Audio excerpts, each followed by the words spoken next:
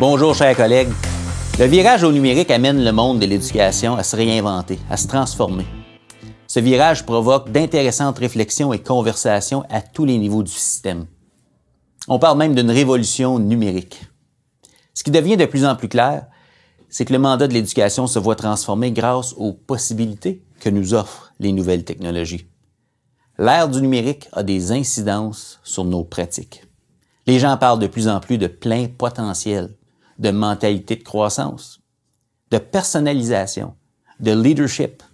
C'est l'école d'aujourd'hui.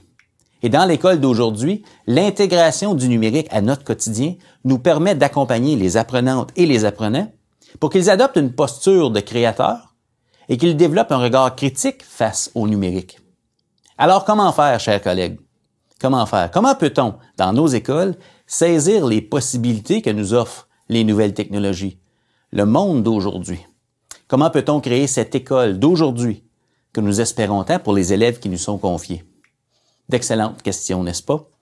Écoutons cet extrait de webinaire où Martine Tremblay présente les grandes lignes du plan d'action numérique en éducation et en enseignement supérieur.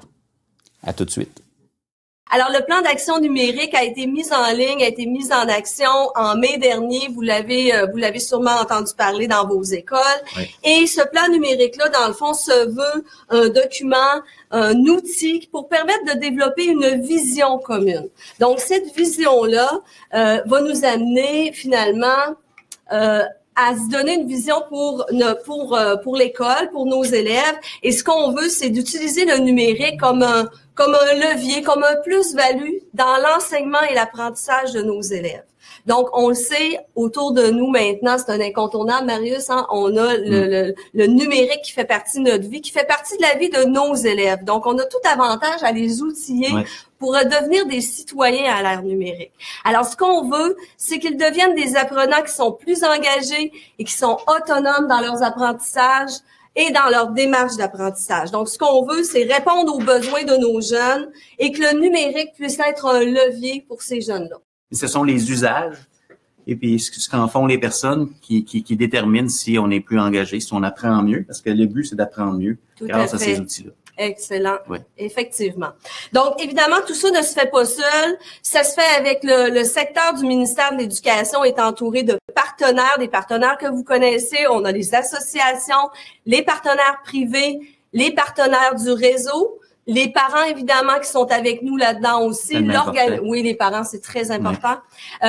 Les organismes, les différents organismes qui gravitent autour de nos établissements et évidemment, vous, comme direction d'établissement, comme établissement d'enseignement, vous êtes aussi représentés et vous êtes un acteur important et c'est un peu ce qu'on veut aujourd'hui. On veut vous permettre de mieux comprendre le potentiel numérique et comment l'exploiter avec son équipe et être à l'aise, hein, parce que on se doit, comme direction d'école, d'avoir une vision, hein, de savoir où on s'en va, mais c'est pas évident des fois tous ces termes-là. Alors aujourd'hui, on veut comme démystifier puis vous outiller pour travailler avec votre équipe. Exactement. Merci beaucoup, Martine. Se donner des mots, parce que tous ces acteurs-là sur lesquels on peut s'appuyer pour actualiser notre vision, c'est important d'avoir les mots pour communiquer clairement les intentions derrière les étapes qu'on veut vivre avec notre personnel ou dans notre communauté scolaire.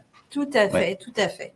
Donc, le plan d'action numérique, vous avez sûrement déjà vu les 3 orientations. Oui. Ces 3 orientations-là vont être travaillées aujourd'hui, plus particulièrement au niveau de l'orientation 1 et 2. Donc, on vise à vous outiller pour mieux soutenir le développement des compétences numériques des jeunes et des adultes de votre école et d'exploiter ce numérique-là comme un vecteur de valeur ajoutée. On le dit, le potentiel numérique, c'est toute cette valeur ajoutée-là aux pratiques d'enseignement et d'apprentissage. Et évidemment, la 3e, créer un environnement propice. Hein, on le sait, on a dans nos écoles eu des sous pour acheter du matériel, mais au-delà d'avoir ce matériel-là dans nos édifices, comment je vais l'exploiter et aider mon monde à embarquer et à travailler à travers les matières aussi. Hein? Exactement, parce qu'on peut livrer la programmation, c'est le but, autrement et de façon améliorée grâce à ces outils-là qu'on a à notre disposition. Alors, comme le dit Martine, le plan d'action numérique, c'est un outil. C'est un outil qui nous donne une vision et qui nous donne des mots pour passer à l'action. Et cette vision-là place l'élève au centre, au cœur de toutes nos décisions. Hein, on veut un élève plus engagé, plus autonome, un élève qui peut s'entreprendre dans le contexte d'aujourd'hui. Pour y arriver, on a besoin d'exploiter le potentiel pour exploiter le potentiel, on a besoin de comprendre le potentiel, où il est, où il se trouve. On a besoin de pouvoir le reconnaître, ce potentiel-là, comme valeur ajoutée à ce qui se passe dans nos beaux établissements. Le plan d'action numérique, c'est un appel à devenir, n'est-ce pas? Ensemble. Donc, les 3 orientations du plan viennent vraiment orienter les actions qu'on va vouloir choisir d'entreprendre dans nos milieux. La première orientation qui est vraiment importante, c'est on a besoin d'apprendre à se servir de la technologie. La deuxième, c'est à des fins pédagogiques. On sert de la technologie, mais pour améliorer l'apprentissage des élèves. Puis pour que ça se passe, on a besoin de la troisième orientation qui parle de créer les conditions, l'environnement, pour faciliter le déploiement du numérique dans notre milieu. On peut facilement imaginer, derrière les 3 orientations, le leadership pédago-numérique requis pour que tout ça se produise dans nos milieux. Donc, 3 orientations qui susciteront chez vous, j'en suis sûr, beaucoup d'enthousiasme pédagogique, beaucoup d'espoir. Mais il y a autre chose aussi. Derrière cette opportunité qu'est le plan d'action numérique, vient une responsabilité. Écoutons Benoît Petit nous parler de citoyenneté à l'ère du numérique. À tout de suite. Tous les jours, on utilise le numérique. Le simple fait, comme je parlais, de porter sur nous, presque chacun de nous, un appareil numérique, puis d'en avoir plusieurs, ça a un impact sur nos vies directes. C'est pas juste dans le monde virtuel que ça a un impact, c'est un impact réel dans nos vies réelles. Donc, d'où l'importance de former des citoyens. Souvent, on va parler de citoyenneté numérique. Mais de mon point de vue, ce qu'on pourrait appeler la citoyenneté numérique, ça pose problème parce que ça donne l'impression que d'un côté, il y a une citoyenneté numérique et de l'autre côté, il y a une citoyenneté réelle. Mais en fait, ces 2 éléments-là sont constamment mêlés entre elles.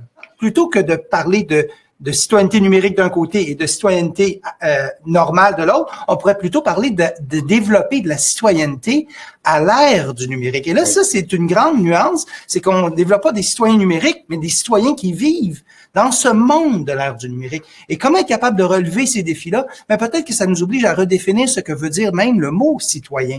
On veut s'inspirer de l'UNESCO en 2015 qui a proposé une définition de citoyenneté mondiale. Et cette définition-là me paraît plus inclusive que d'une définition d'une citoyenneté qui serait, par exemple, territoriale ou autre, mais celle-ci fait appel à notre sentiment d'appartenance à toute l'humanité. Alors, comment s'assurer que chaque individu sur la planète puisse avoir une réelle citoyenneté et qu'il puisse la développer entièrement? Alors, comment nous, au Québec, ou ailleurs, parce que j'ai vu qu'il y avait des gens en Europe qui sont là, on vous salue d'ailleurs, comment on développe des citoyens qui vont être capables d'exercer cette citoyenneté mondiale? La citoyenneté à l'ère du numérique. Wow, une citoyenneté mondiale. Pourquoi nos élèves vivent à l'ère du numérique? Mais, mes très chers collègues, nous aussi, nous vivons à l'ère du numérique, n'est-ce pas? Et pour développer des élèves, pour développer des citoyens à l'ère du numérique, nous devons enseigner à l'ère du numérique parce que nos élèves apprennent, eux, à l'ère du numérique. Et comme dirigeants, nous devons diriger à l'ère du numérique. Il y a des incidences dans nos pratiques, n'est-ce pas? Mais le mot en toile de fond de tout ça, c'est le contexte. Le plan d'action numérique, on le déploie dans le contexte de l'ère du numérique. C'est l'opportunité, c'est l'appel à devenir que nous avons tous. Alors, je vous lance 2 questions vraiment importantes à ce point-ci. Dans l'école d'aujourd'hui, concrètement, qu'est-ce qui change pour l'élève? Et deuxième question, quelles sont les incidences sur nos pratiques? 2 questions fondamentales à exploiter et à explorer dans votre milieu. Je vous laisse y réfléchir.